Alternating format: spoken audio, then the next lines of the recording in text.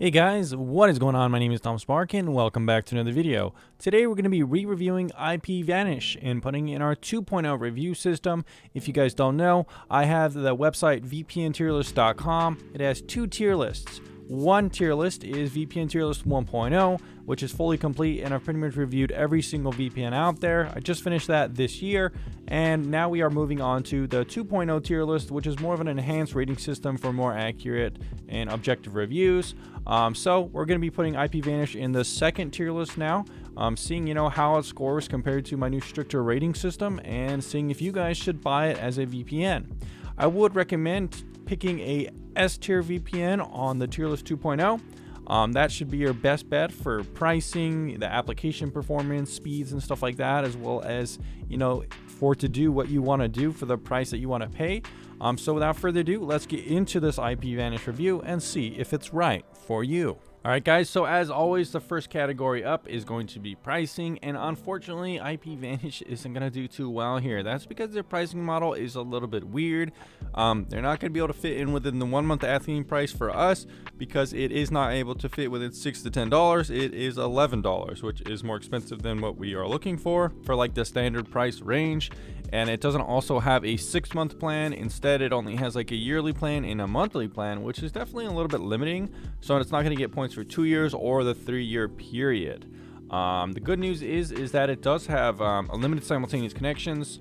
There's not too much timers or sales going on the website as much as some other services, and it does have a 30-day refund policy. That said, it is annoying in some ways because they do have a price increase after the first year of $90, which makes it around $120 for 2 years, and respectively after that around $200+ for like 3 years, which is very expensive. So the longer you use IPVanish, the more expensive it's going to get, which is definitely a bummer. Overall, not that impressive of a pricing policy in terms of pricing and affordability. Now, if we're taking a look at the application, I'm going to be honest, I kind of wish IPVanish would put a little bit more effort into this product and make it have more things and more updates throughout the years.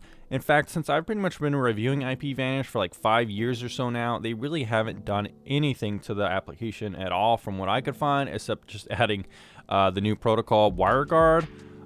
That said, it is still a decent application. It's very polished and works fine, and it has a decent interface, which is good. And in terms of some compatibility things, they do better than some other VPNs out there. They do have Fire Stick support, browser extensions, and stuff like that. We can't find obfuscation options if you pick OpenVPN, so that's good to see. However, with other things, they are still missing stuff like a Linux GUI, port forwarding support for torrenters who want to seed a lot, and DNS controls too.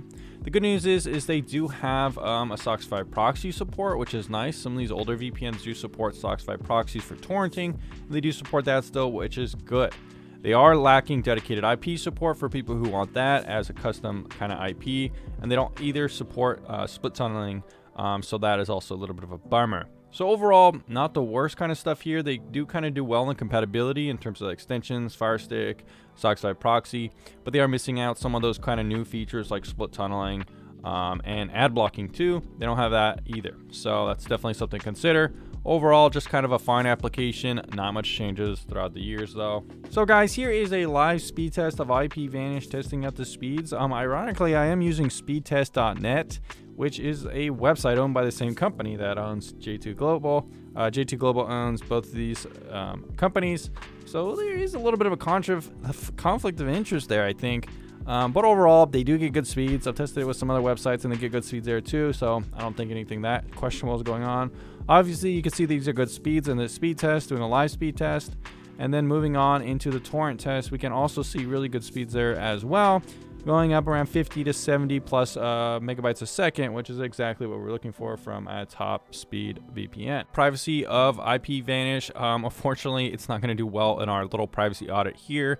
The website does probably one of the worst performances I've ever seen in the Blacklight Web Inspector. It has 7 ad trackers, 6 cookies.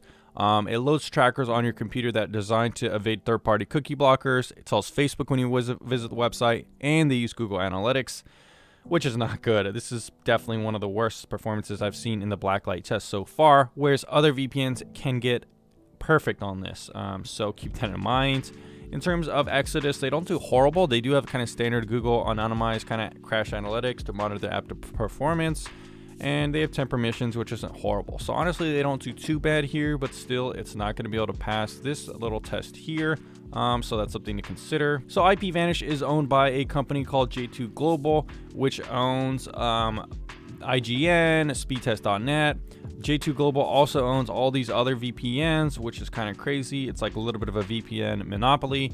IPVanish used to be owned by several other companies, and it's changed hands a lot of times. So that's definitely not something we're looking for. We prefer VPNs that are with the same company for year after year, because it lets you kind of build trust with that kind of holding company, and you don't worry about it changing hands and changing products like that. IPVanish has also been in past incidences of giving up logs, which means it can't pass our kind of data scare requirement, which is too bad.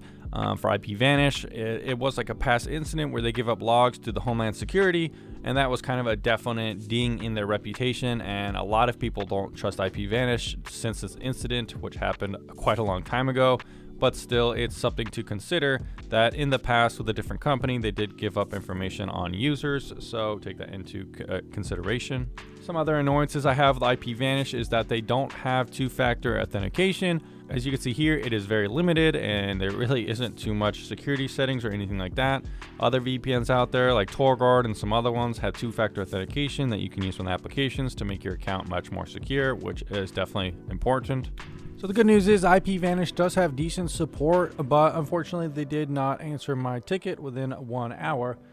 They still haven't even responded yet, and it's been hours and hours, maybe 8 or so hours. So guys, what is the final score of IPVanish? Well, it is going to be a B tier VPN, which is just like okay. I did give it a little bit of extra points for Netflix stream compatibility. In my test right now, it currently is not working. However, I attribute that more to the current strictness of Netflix blocking a lot of VPNs out there that usually do work. So depending on when you watch this review, I might have changed that score or lowered that back down, depending on how long it takes IPVanish to catch up with some VPNs that do work.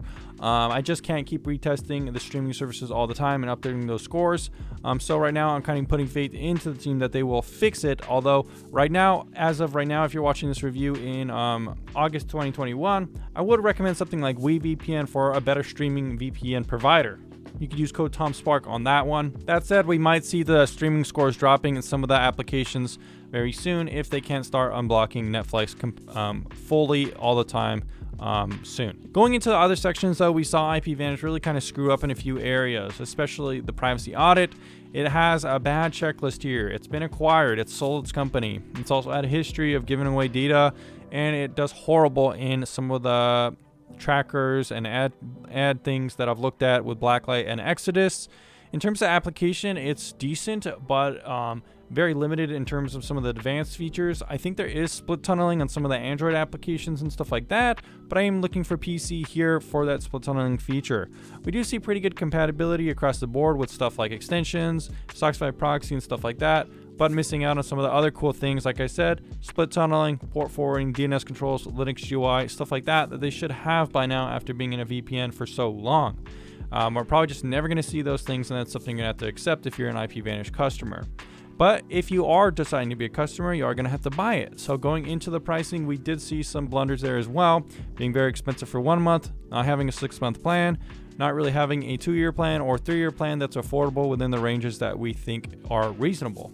They do have a 30-day refund, no timers, and unlimited connections though, and some extra complimentary privacy services too, with Sugar Sync that you could get in a bundle.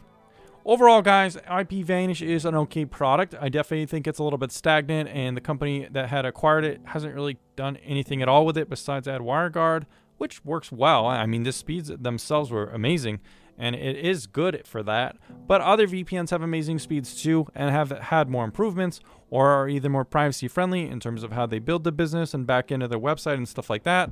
Additionally, IPVanish didn't get a response time to me that quickly at all. I still haven't received the response ticket answer, and it's been 3 or 4 hours since I tested that feature. So that is also a consideration, even though they do have live chat, which is good.